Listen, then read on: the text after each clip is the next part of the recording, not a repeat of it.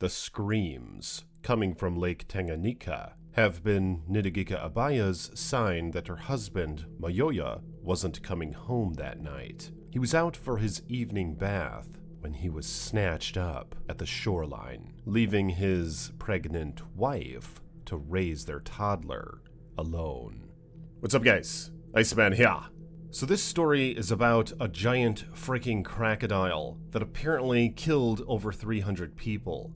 Some say this thing is still alive, but as far as I know, it remains uncertain. And I wanted to first off let you guys know that this is my second channel, Haunting Tales from the Iceman. So if you will, subscribe to this page and like this video. It's crazy to think that a crocodile could kill so many people, but from some of my research that I've been gathering, it seems that it left many carcasses only half eaten. I feel like they might be kind of picky with what they actually end up eating from a human body. Many villagers would say it killed people just for fun, but there could be more to the story than what meets the eye, as many of the bodies have been at least partially consumed. So it might have not necessarily been killing for fun, but just eating little parts that it liked and leaving the rest for the birds. But I don't know, let's get into this story, shall we? A tragedy like this generally would be considered unusual. However, for years in Burundi, it became a well-acquainted tale.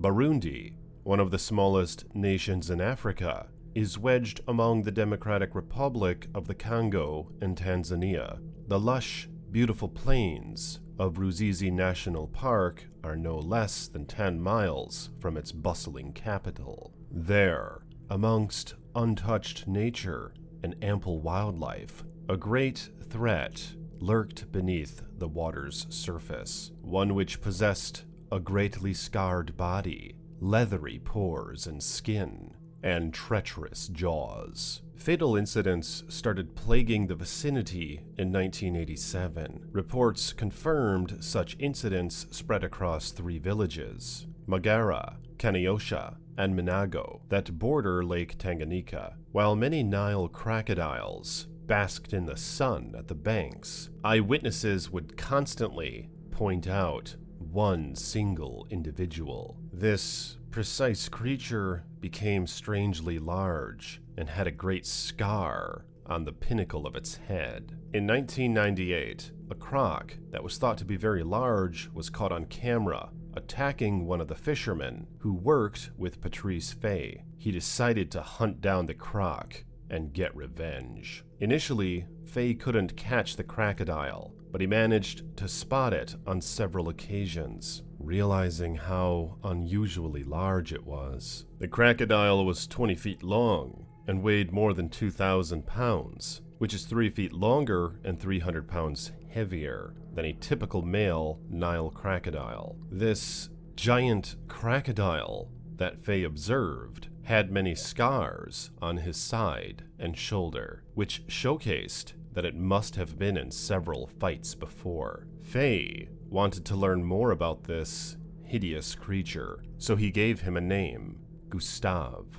The news of the killer crocodile began to spread throughout Burundi. Eventually, this caught the attention of French film director Vincent Munier. His 2004 documentary, Capturing the Killer Croc, followed an attempt to trap Gustave with a custom-built 32-foot-long cage. However, the trap remained empty for weeks until it eventually sunk into the sediment. Therefore, the capture attempt was eventually stopped. Legends spread regarding this seemingly invincible creature. Some would say the creature was blood red. Others would say it wore jewelry around its neck. Many insisted that grass grew on its skull, coming out of its eyes and mouth.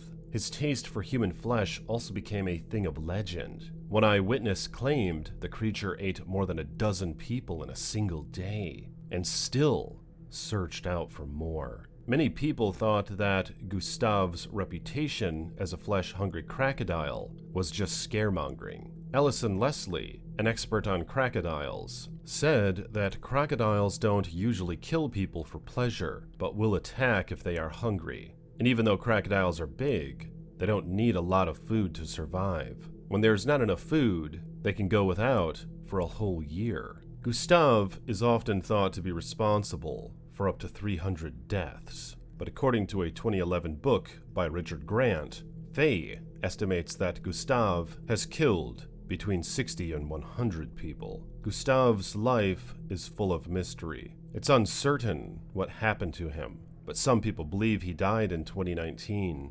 Others believe he's still alive, and that his crocodile-like appearance is just a legend.